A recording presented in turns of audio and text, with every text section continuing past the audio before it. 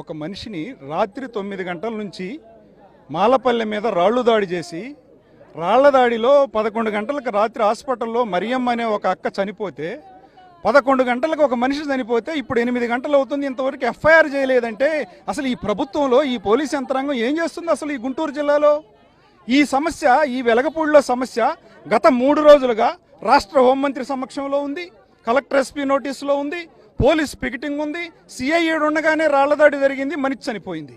ఇంతవరకు వాళ్ళు ఎఫ్ఐఆర్ చేయలేదండి. ఎఫ్ఐఆర్ కాపీ బాధిత కుటుంబానికి ఇవ్వలేకపోతున్న ఒక దుర్మార్గమైన దుస్థితిలో ఇక్కడ పోలీసు వ్యవస్థ ఉంది. అంటే వీళ్ళు ఈ దళితులకి, ఈ చనిపోయిన మరియమ్మ కుటుంబానికి న్యాయం చేయాలనుకుంటున్నారా? అనుకూలంగా ఉన్నారా లేదా? లేకపోతే హత్య చేసిన హంతకుడు ఎంపీ సురేష్కి లేకపోతే మిగతా హంతకులకి వీళ్ళు మద్దతు పలుకుతున్నారా? ఇది అర్థం కావటం లేదు. మేము అడిగింది ఎంపీ సురేష్ని ఇప్పుడు ఇమీడియట్గా మీరు అరెస్ట్ చేసి లోపల పెట్టమని కాదు, మేము ఎఫ్ఐఆర్ ఇవ్వమన్నాం. ఎఫ్ఐఆర్లో ఎవరైతే హంతకులు ఉన్నారో, ముద్దాయిలు ఉన్నారో కరెక్ట్గా అన్ని పేర్లు పెట్టి ఎఫ్ఐఆర్ కట్టండి. 302 కింద హత్యా నేరం కింద ఎఫ్ఐఆర్ కట్టండి.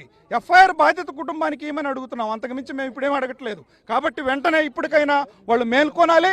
వాళ్ళు కావాలని దీన్ని తాత్సర్యం చేస్తున్నారు. ఇది రాష్ట్ర వ్యాపిత ఉద్యమంగా మారబోతుంది. నిన్న జరిగిన ఘర్షణలో ఎంపీ నందిగం సురేష్